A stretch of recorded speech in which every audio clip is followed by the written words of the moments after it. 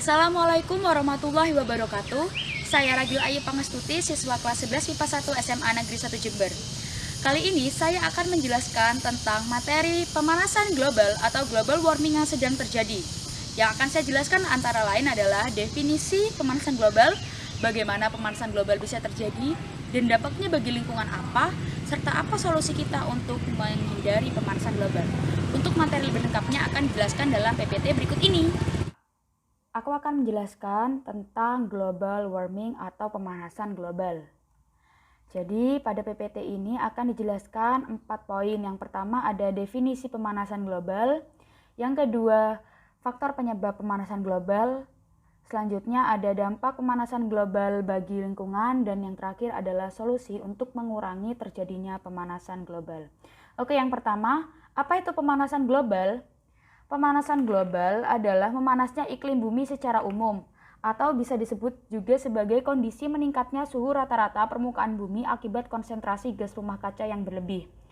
Memanasnya bumi ini telah diobservasi oleh peneliti sejak 1950-an dan terus bertambah sejak saat itu. Pemanasan global bisa disebabkan oleh 4 hal. Yang pertama, bertambahnya gas rumah kaca di atmosfer. Faktor penyebab utama adalah manusia yang berkontribusi menambah gas rumah kaca ke atmosfer. Ini bisa disebabkan karena transportasi, industri, dan limbah industri. Jadi ternyata transportasi berbahan bakar fosil itu menyumbang 20% terhadap pemanasan global. Selanjutnya, industri peternakan sapi juga menghasilkan gas metana yang menambah gas rumah kaca di atmosfer. Nah, yang terakhir, limbah industri dan tambang memproduksi gas rumah kaca seperti CO2. Selanjutnya, pencemaran laut. Ternyata laut itu dapat menyerap CO2 dalam jumlah yang besar, akan tetapi akibat pencemaran laut oleh limbah menyebabkan ekosistem rusak dan sulit menyerap CO2.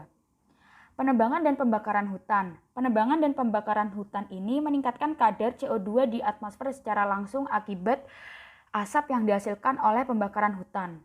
Selanjutnya, mencairnya es di kutub. Mencairnya es di kutub ini disebabkan karena bertambahnya gas rumah kaca di atmosfer. Nah, ternyata es di kutub itu memantulkan 60% cahaya matahari. Apabila banyak es yang mencair, sinar matahari yang dipantulkan akan semakin sedikit. Nah, dampak pemanasan global. Ternyata pemanasan global itu memiliki dampak yang signifikan terhadap lingkungan. Antara lain, yang sering kita dengar adalah mencairnya es di kutub. Ini bagaimana? Kenapa bisa terjadi? Karena kenaikan temperatur dari tahun ke tahun menyebabkan es mencair.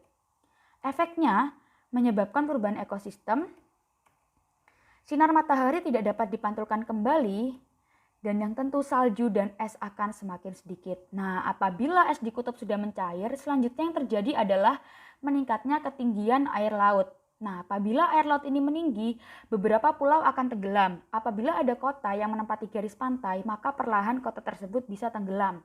Laut akan menjadi semakin hangat. Maksudnya bagaimana? Ini bisa merusak ekosistem di bawah laut.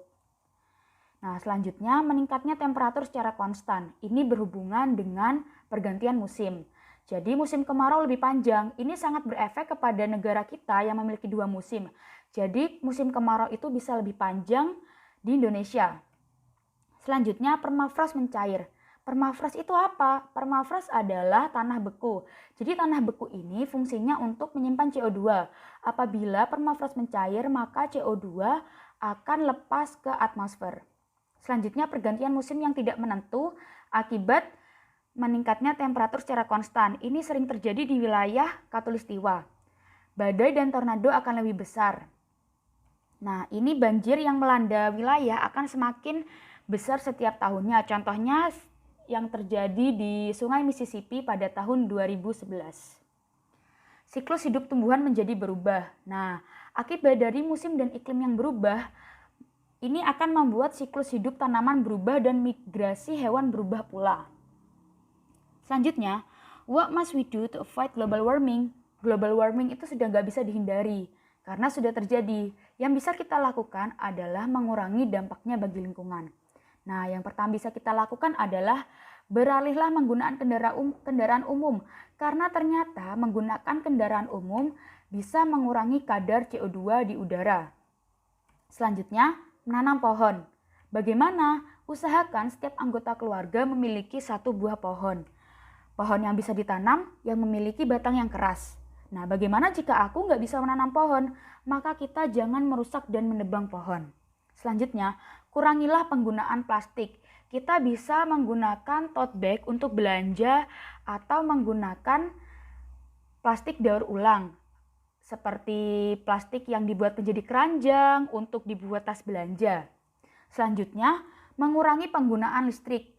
Lah kenapa? Karena ternyata pembangkit listrik yang digunakan kita sehari-hari itu menyumbang banyak CO2 di udara. Bagaimana cara kita mengurangi penggunaan listrik? Tentu matikan listrik yang tak terpakai. Sederhana bukan? Nah, selanjutnya jadilah vegetarian. Bagaimana? Mengurangi konsumsi daging yang berwarna merah. Maksudnya gimana sih? Ternyata daging yang berwarna merah itu memiliki jejak karbon. Jadi apabila kita mengurangi konsumsi daging yang berwarna merah seperti daging sapi, kita bisa mengurangi jejak karbon yang dihasilkan oleh kita. Lalu yang kita lakukan apa?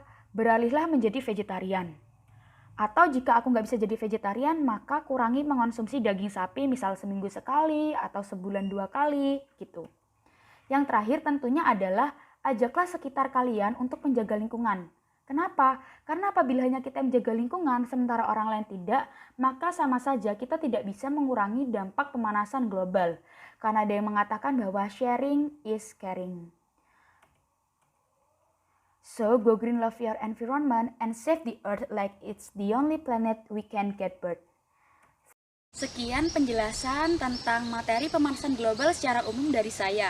Semoga lebih membantu teman-teman untuk menjaga lingkungannya. Terima kasih. Wassalamualaikum warahmatullahi wabarakatuh.